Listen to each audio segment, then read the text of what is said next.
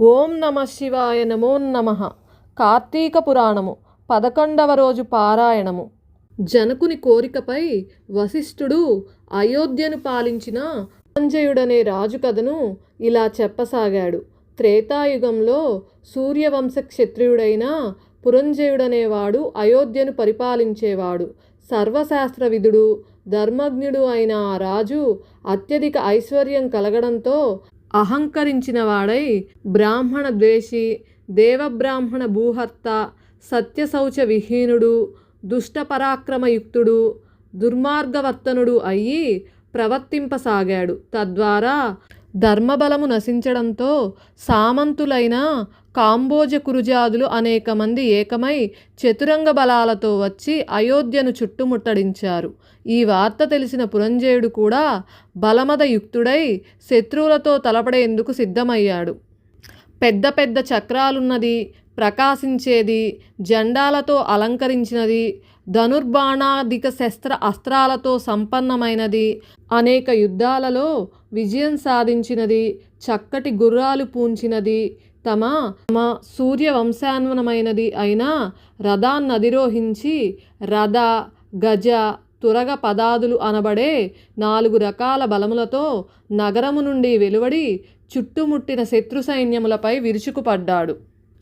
సాధారణమైన దొమ్మిగా, కొట్లాటగా ప్రారంభమై మారి మారి ఆ సమరం ఒక మహాయుద్ధంగా పరిగణించింది. అస్త్రశస్త్రాలతో, పదునైన బాణాలతో, వాడివాడి గుదియలతో, ఇనుపకట్ల తాడికర్రలతో, ఖడ్గ, పట్టిన, ముసల, శూల, బల్లాతక, తోమర, కుంభ, కుటారాధ్యాయుధాలతో ఘోరముగా యుద్ధము చేశారు. కాంబోజరాజు 300 బాణాలను ప్రయోగించి పురంజయుని గొడుగును, జెండాను, రథాన్ని కూలగొట్టాడు. అనంతరం ఇంకొక 5 బాణాలతో గుర్రాలను కూల్చివేశాడు. మరికొన్ని బాణాలతో పురంజయుణ్ణి గాయపరిచాడు. అందుకు కోపించిన పురంజయుడు బ్రహ్మాస్త్ర మంత్రముతో అభిమంత్రించిన పదునైన 10 బాణాలను కాంబోజరాజుపై వేశాడు. ఆ బాణాలు కాంబోజుని కవచాన్ని చీల్చి గుండెలో దిగబడ్డాయి.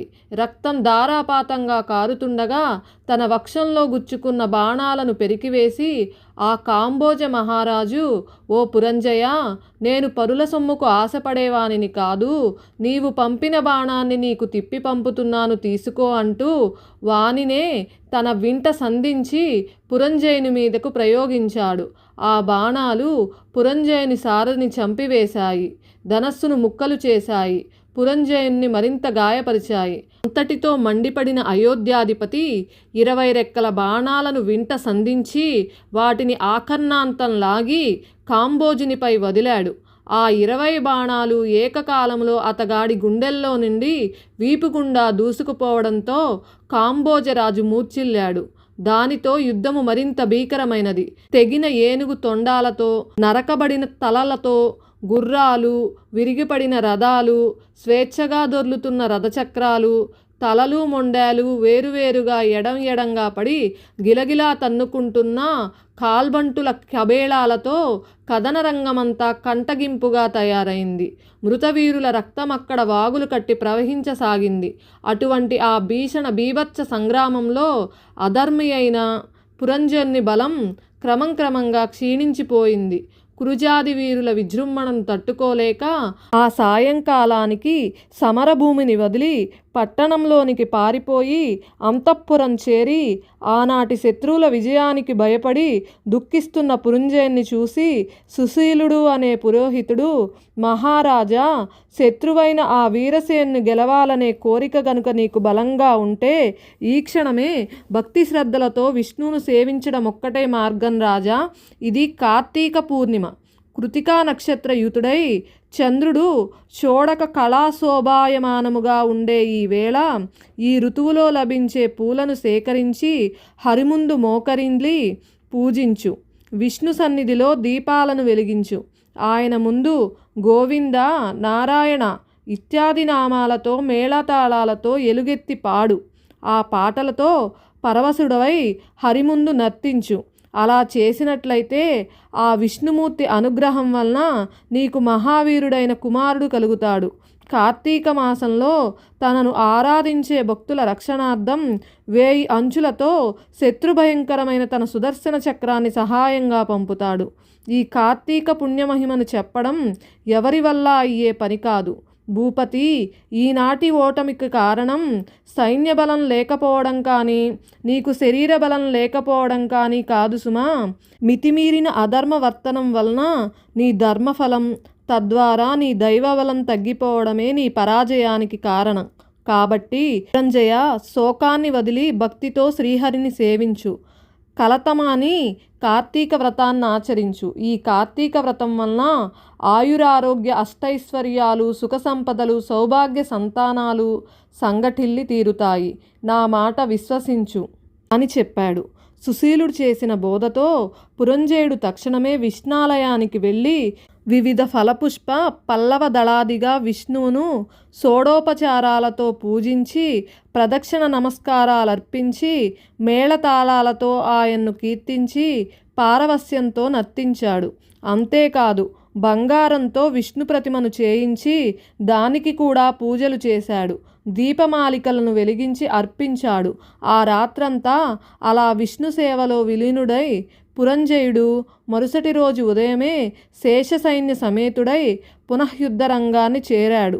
నగర సరిహద్దులను దాటుతూనే శత్రువులను సమరానికి ఆహ్వానిస్తూ భీషణమైన ధనుష్ట టంకాన్ని చేశాడు. ఈ టంకారం చెవినబడిన కాంబోజ క్రూజాది బలాలు పురంజయుడిని ఎదుర్కొన్నాయి. వజ్రాల వంటి కత్తులతోనూ, దిగుల వంటి బాణాలతోనూ, అమిత వేగవంతులు, ఆకాశానికి సైతం ఎగరగలిగినవి అయిన గుర్రాలతోనూ, ఐరావతాల వంటి ఏనుగులతోనూ అన్యోన్య జయకాంక్ష తత్పరులై ప్రాణాలను తెగించి పోరాడే కాల్బలాలతోనూ క్రమంగా యుద్ధం దుర్విరీక్షమానంగా పరిణమించసాగింది. గత రాత్రి పురంజయుడు చేసిన పూజలకు సంతృష్టుడైన గరుడ గమనుడు అతనికి దైవబలాన్ని తోడు చేయడం వలన ఆనాటి యుద్ధంలో శత్రురాజుల శక్తులన్నీ ఉడిగిపోయాయి. కాంబోజుల గుర్రాలు, కురుజాదుల ఏనుగులు, వివిధ రాజుల రథబలాలు, వారి కూటం యొక్క పదాతి బలాలు దైవకృపాప్రాప్తుడైన పురంజయుని ముందు చిత్తుగా ఓడిపోయాయి.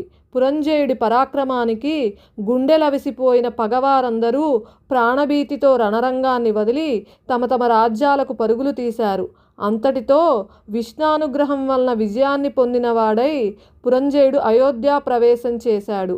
విష్ణువు అనుకూలుడైతే శత్రువు కూడా మిత్రుడవుతాడు. విష్ణువు ప్రతికూలుడైతే మిత్రుడే శత్రువవుతాడు. దేనికైనా దైవబలమే ప్రధానం. ఆ దైవబలానికి ధర్మాచరణమే అత్యంత ముఖ్యం. అటువంటి ధర్మాచరణలో విధమైన కార్తీక వ్రత ధర్మానుష్ఠానంతో ఎవరైతే శ్రీహరిని సేవిస్తారో వారి సమస్త దుఃఖాలు కూడా చిటికెల మీదనే చిమిడిపోతాయి. అగస్య, విష్ణుభక్తి సిద్ధించడమే కష్టతరం. అందున కార్తీక వ్రతాచరణ శక్తి కలగడం ఇంకా కష్టతరం. కలియుగంలో ఎవరైతే కార్తీక వ్రతము, శ్రీహరి సేవ వదలకుండా చేస్తారో శూద్రులైనా సరే వైష్ణవోత్తములుగా పరిగణించబడతారు. వేద విధులైన బ్రాహ్మణులైనప్పటికీ కూడా ఈ హరిసేవ, కార్తీక వ్రతాచరణములు చేయలేని వాళ్ళు కర్మచండాలులేనని గుర్తించు. ఇక వేదవేత్తయై హరిభక్తుడై కార్తీక వ్రతనిష్ఠుడైన వాని యందు సాక్షాత్తు ఆ విష్ణువు నివసిస్తాడని చెప్పబడుతుంది. ఏ జాతి వాళ్ళైనా సరే ఈ సంసార సాగరం నుంచి బయటపడి ఉత్తమ గతుల్ని పొందాలనే కోరికతో విష్ణువును అర్చించినట్లయితే తక్షణమే వాళ్ళు తరించిపోయినట్లుగా భావించు. అగస్య, స్వతంత్రుడు గాని పరతంత్రుడు గాని హరిపూజ ఆసక్తుడై ఉంటేనే ముక్తి. భక్తులకా శ్రీహరికి భక్తులు అన్యోన్య రాగబద్ధులై ఉంటారు. భక్తులకు ఇహపరాలు రెండింటిని అనుగ్రహించి రక్షించగలిగిన ఏకైక దైవం ఆ వాసుదేవుడే. విశ్వమంతటా నిండియున్న ఈ విష్ణువునందు భక్తి ప్రవక్తులున్న వారికి మాత్రమే కార్తీక వ్రతావకాశం చేజిక్కుతుంది. కాబట్టి వేద సమ్మతము, సకల శాస్త్రసారము, గోప్యము, సర్వోత్తమము అయిన కార్తీక వ్రతాన్ని ఆచరించి కనీసం కార్తీక మహత్యాన్ని మనస్ఫూర్తిగా విన్నా కూడా వాళ్ళు విగత పాపులై అంత్యంలో వైకుంఠం చేరుకుంటారు. మహత్యపూర్వకమైన ఈ 22వ అధ్యాయాన్ని శ్రాద్ధకాలంలో పఠించడం వలన పితృదేవతలు కల్పాంతర తృప్తిని పొందుతారు సుమా. పురంజయుని మోక్షము.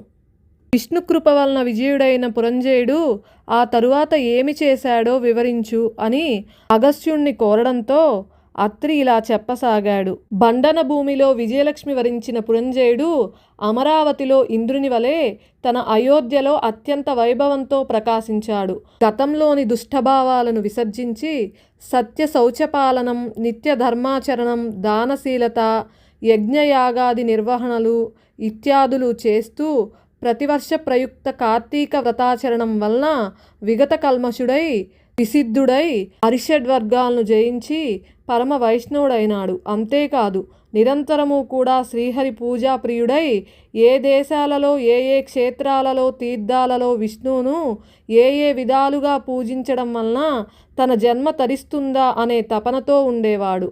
అంతగా హరిసేవా సంవిధాన సంతృప్తుడైన కారణంగా ఒకనాడు ఆకాశవాణి, పురంజయ, కావేరీ తీరంలో శ్రీరంగ క్షేత్రం ఉంది. శ్రీరంగనాథుడనే పేరు అక్కడ వెలిసి ఉన్న విష్ణువును కార్తీక మాసంలో అర్చించి జనన మరణాల నుంచి కడతేర్చమని ప్రార్థించు అని ప్రబోధించడంతో రాజ్యపాలనను మంత్రులకు అప్పగించి తగినంత చతురంగ బలయుక్తుడై అనేక తీర్థక్షేత్రాలను దర్శిస్తూ అక్కడక్కడ యోగ్య విధిగా శ్రీహరినే అర్చిస్తూ కావేరీ మధ్యగతమైన భూలోక వైకుంఠమైన శ్రీరంగాన్ని చేరి కార్తీక మాసమంతా కావేరీ నదిలో స్నానాదులని, శ్రీరంగంలో రంగనాథ సేవను చేస్తూ ప్రతి క్షణము కూడా కృష్ణ, గోవింద, వాసుదేవ, శ్రీరంగనాథ అని హరినే జపిస్తూ జపదానాది వియుక్త ధర్మాలన్నింటినీ నిర్వర్తించి కార్తీక మాస వ్రతం పూర్తి చేసుకుని పునః అయోధ్యను చేరుకున్నాడు.